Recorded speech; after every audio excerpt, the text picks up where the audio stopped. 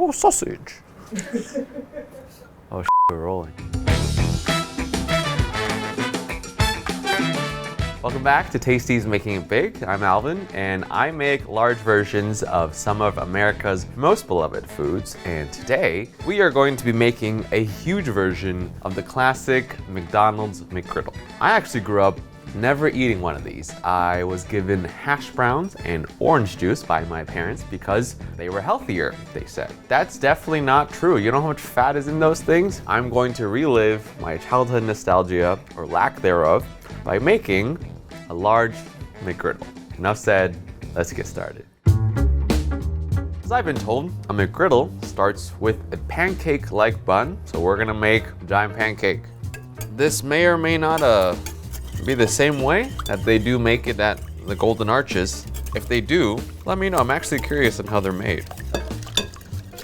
Milk. And I'm spilling. Good job, dude. Flour, baking soda, sugar and salt, and golden whisk for the Golden Arches. Good one, Alvin. Don't want too many lumps in here.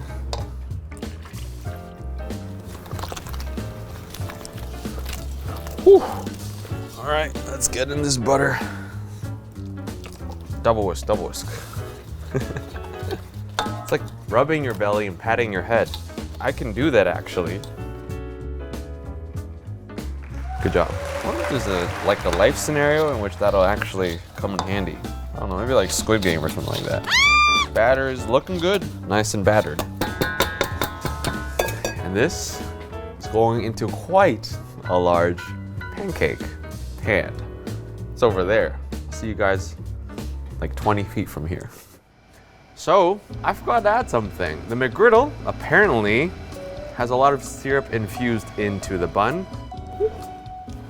That's pretty. Man, probably just poured in like $30 into this bun right here. I've been informed that this batter is the same amount of batter used to make around 60 pancakes. And this is only one of the buns, so this McGriddle is gonna be approximately 120 times the size of a normal one. In here, we have quite a large pan. Pancake should go in a hot pan. This has been roughly preheated. Yeah, there we go. Nice sizzle. That's good, that's good. Grandpa told me try not to waste, so I won't. Do my best, Grandpa. Back in you go, dude. This will cook until it's ready. I'm gonna make a big sausage thing now. What is under this bowl, you might ask? Well, we have approximately 20 pounds of ground pork. This is a lot of meat. And we're gonna make the sausage out of this. And to do this, we're gonna need a lot of seasoning. Lots of seasoning, garlic and onion powder, ground sage, thyme, a lot of thyme, salt, pepper, and brown sugar. Honestly, I think sugar and savory foods are underrated and often missed, but they can make the big difference between what tastes really good and what tastes just okay. Just like salt in desserts is also quite underrated. This is probably also why the McGriddle tastes great, because there's syrup in the bun, there's sugar in the patty, there's probably sugar in a lot of other things as well. So ground pork, the one we have, has a good amount of fat content. And that's one of the reasons why sausage tastes good. But this sausage is as mixed as it can. And honestly, it does smell good. All right, we got get you into our big cake pan. Do not handle your newborn like this. Yeah, definitely don't handle your newborn like this. Who needs rumble when you got this? Fun fact, I'm actually pretty good at giving massages because growing up, my parents would always ask me to give them a massage at the end of the day because they were tired. And over time, I got quite good at knowing how to massage correctly. Some people think, oh, no, you can't do that. You actually have to go like this, and you don't make your fingers firm. You have to let your fingers be loose. And a massage is more than just doing this. You gotta do it the right way, because if you hit the wrong spots, it hurts. So I'm giving this sausage patty a little bit of massage. All right, into the oven we go. Oh, Sammy. Somebody order a pizza? Woo. This is heavy. Oh, what's up, dude? A little pancake? Here, you have a buddy to keep you company in that oven. Oh man, that's looking good. All right, peace out. Have a good time, be friends. A McGriddle has the signature fluffy egg square, and we are going to make the same exact thing, but big. So, 24 eggs, gonna get destroyed.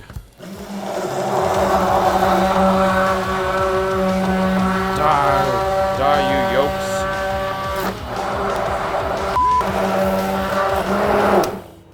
Whew, that was fun. Heavy cream. Make it fluffy and salt. One more time into this machine of death. I like it. Let's go. All right, thank you. Honestly, one of the most underrated tools in the kitchen, the immersion blender solves a lot of problems, turns them into smooth solutions. Into a tray, this is 24 eggs. We're gonna be making 2 of these because, well, this is not making it average. Gotta make it big.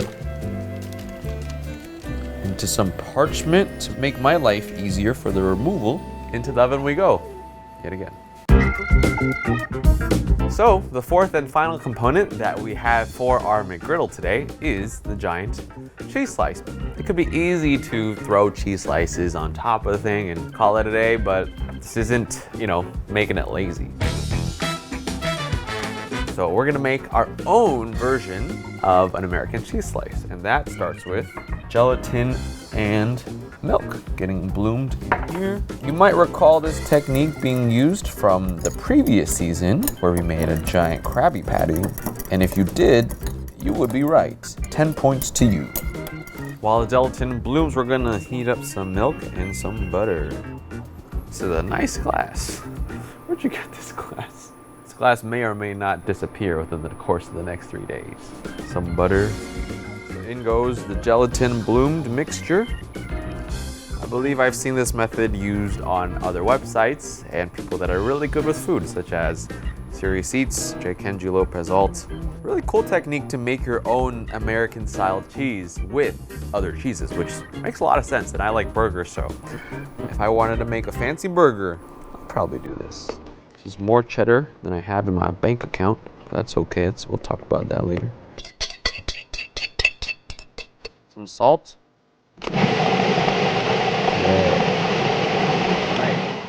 I'm very prone to spilling, so we're gonna actually not do something stupid. We're gonna make the smart decision. Oh, no, it's good. I'll go the other way. As you can see, I'm very prone to spilling. Yeah. That's a sound. I'm gonna get in there and scrape down the sides real quick. Oh, it's looking nice. You guys see that? I gotta scrape down the side. That is satisfying. Wow. Now, gotta get it onto here. Look at that. That's some thick, smooth cheese. You guys ever heard of Velveeta? Or the nacho cheese you get at the bowling alley with your chips? Those are good.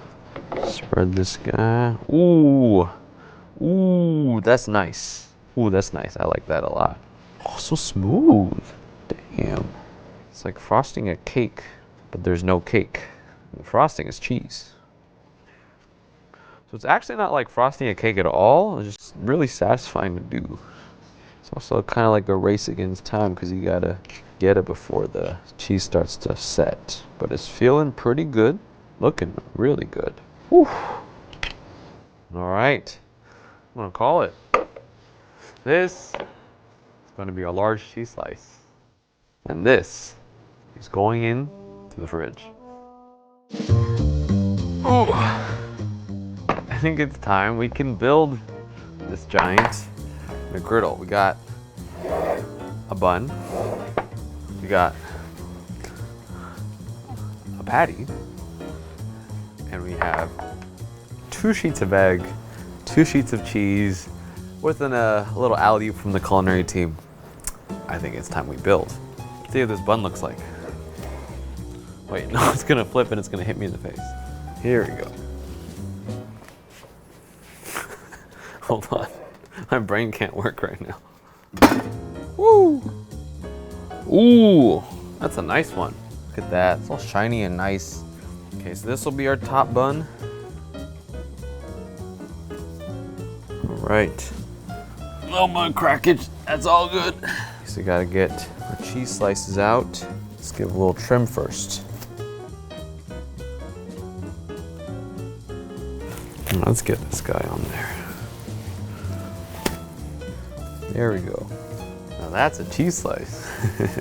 Okay, this is a heat gun. It helps melt things on this show. Ooh, that's hot. We'll be right back. It's getting a little melty. It does smell good. I'm also counting on the heat from this patty to continue melting it. So here we go. Woo, big boy. Time for the eggs. Woo! That's one. This is two. Oh man, that's pretty cool. All right, and the final shiny top bun. Oh, I got it. Yeah. Oh, this is sturdy. Nice. Ooh, that's a McGriddle.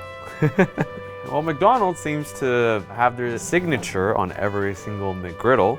Well, you know, I like to put my name on things, so we're gonna see if we can dot in a little A. We can get a nice pattern going. Look at that. That's an A, or that's a line. Oh, this is gonna be delicious. Look how much syrup we're putting in this thing. Nobody tell my doctor. Just kidding, he's gonna see the video. Oh, you can see it in the top down. Let's go. This is not a McGriddle. This is a griddle, because there's an A on it. This is a normal McGriddle. This is a griddle. As you can see, there's quite a big size difference. Okay, let's bisect this guy and see what we got. Here we go, straight down the middle.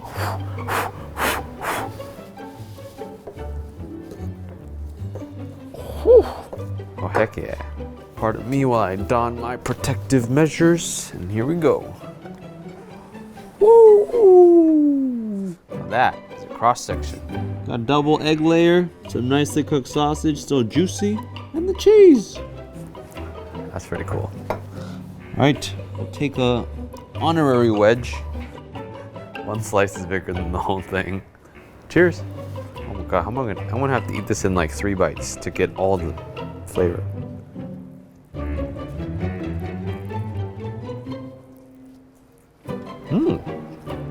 Better than I thought. I think the key to this whole thing is the syrup. The syrup is what makes it taste and smell like what I think this tastes like. Wait, I haven't had this one. Hold on. It's like the same thing, but big. Also take a little wedge of this. Let's see. This tastes so similar. It's the same thing. That's really cool. Good job, Alvin. Well, that was quite fun. It's a good thing that I do like eating what I make, because it seems like I'll be having lunch, breakfast, and dinner for quite a long time. I can feel all the sugar getting to my blood vessels, and I haven't had this much sugar in quite a while, so I'm gonna go and maybe run it off. I'll see you guys in the next episode. Peace.